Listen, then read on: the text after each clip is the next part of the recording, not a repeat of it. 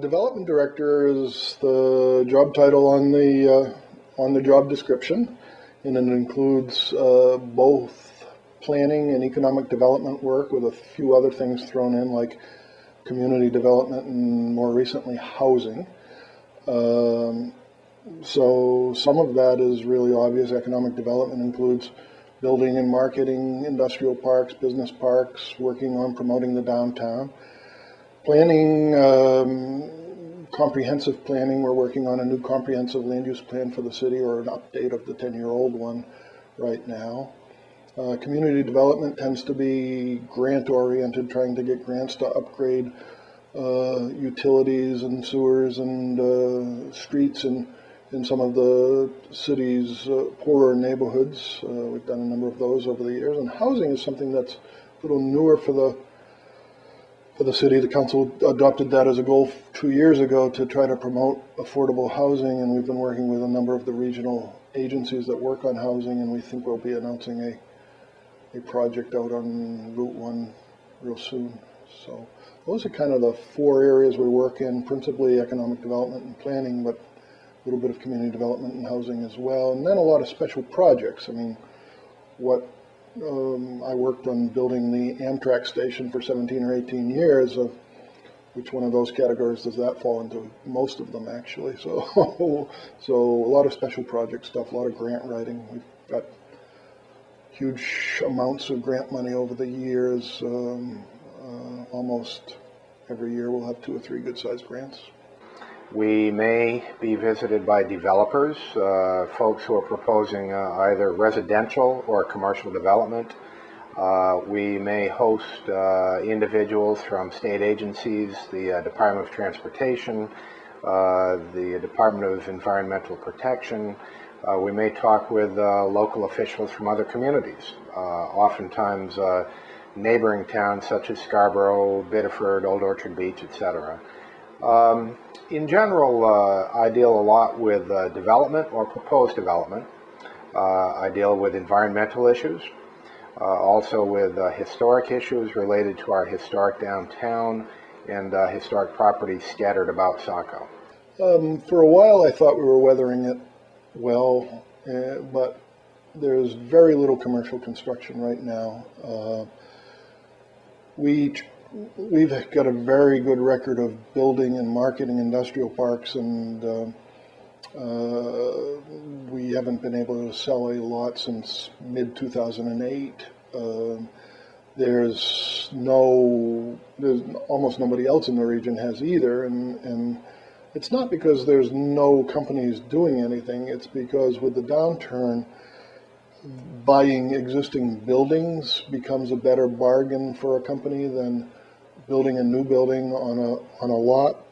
So there's a lot of moving around in the Saco business parks as well as neighboring business parks.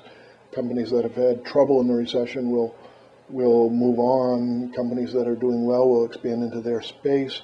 We're going to have a very good announcement by a well-known manufacturer in the coming weeks, is going to be taking some space in the Saco Industrial Park. Somebody who's got a very good track record with another company sold that and is starting a new company. But that's into existing space, so it barely shows. The sale of lots is very difficult when buildings are inexpensive. Well, I have a whiteboard over here on the wall, and there's a lot of white space on that whiteboard. And in speaking with fellow planners and economic development personnel in southern Maine, they're familiar with that phenomenon too. In short, it's very quiet out there right now. Financing is in short supply. Commercial developers are doing very little. Residential development is at a near standstill.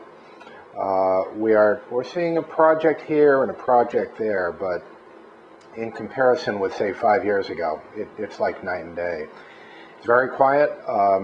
In terms of our downtown, Saco continues to enjoy what I think of as a thriving downtown.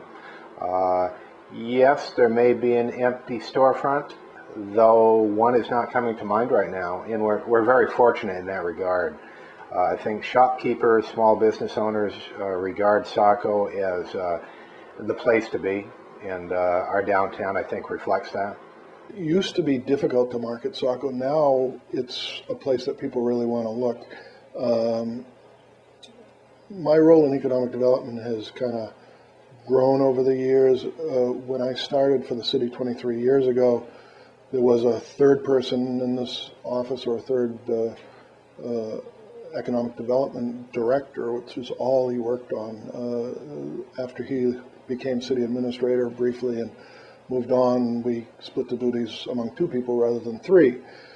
And as time has gone by, the economic development role has increased. At first I was doing mostly planning.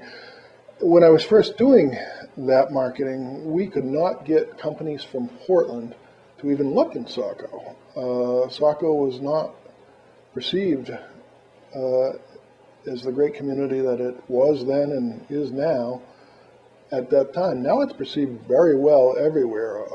When there's a site search on by a company in Greater Portland or elsewhere, somebody who wants to be in southern Maine, Saco is a part of that search every time. When we call, when we talk, we're given good consideration.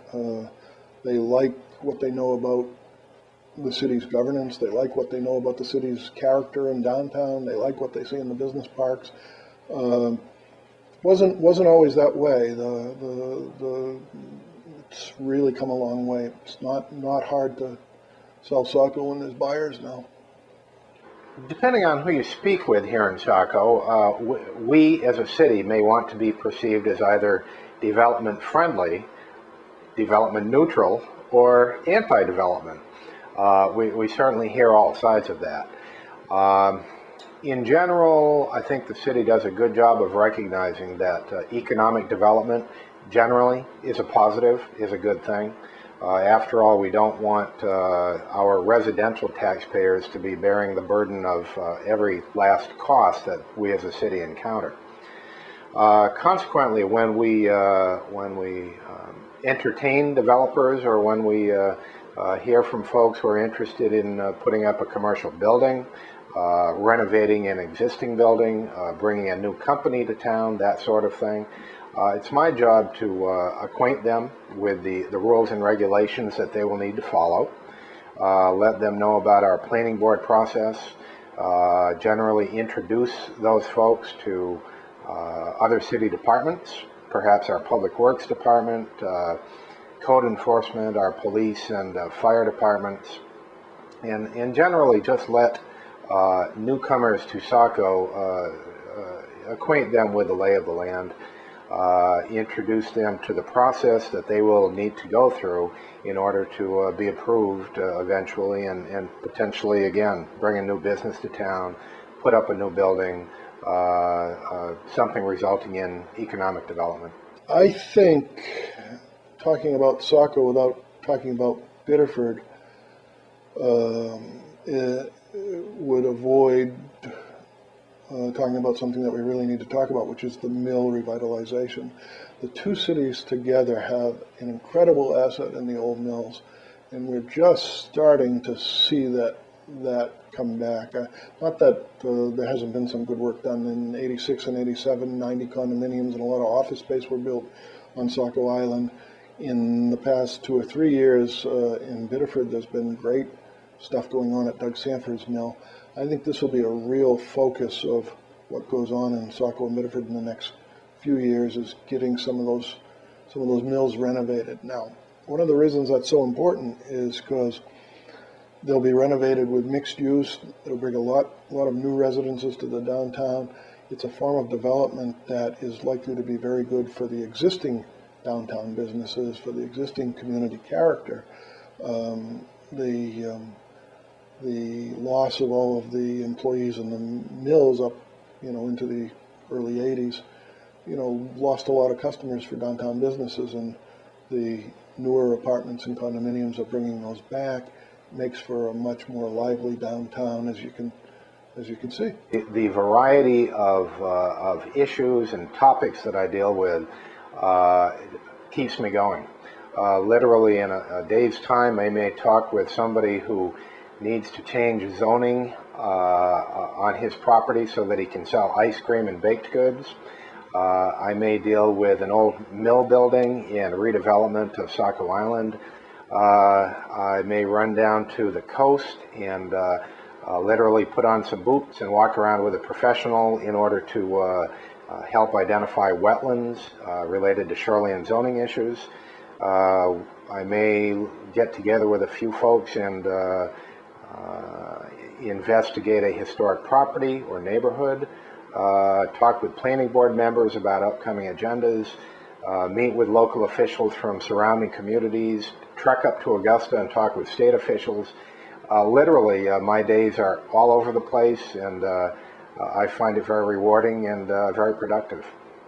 I consider myself the luckiest planner in Maine to work here. A lot of my colleagues have not had what the elected officials here have been able to offer me, ability to get interesting projects done. We've built 2 business parks, we built a train station, we bought land for parks and built parks. We get to do really good stuff, and so as long as I can do really good stuff, I'm going to be here. Thanks for watching Inside City Hall, where we delved into the different levels and departments of government here in the city of Saco. I'm Justin Schnedt. Thanks for watching.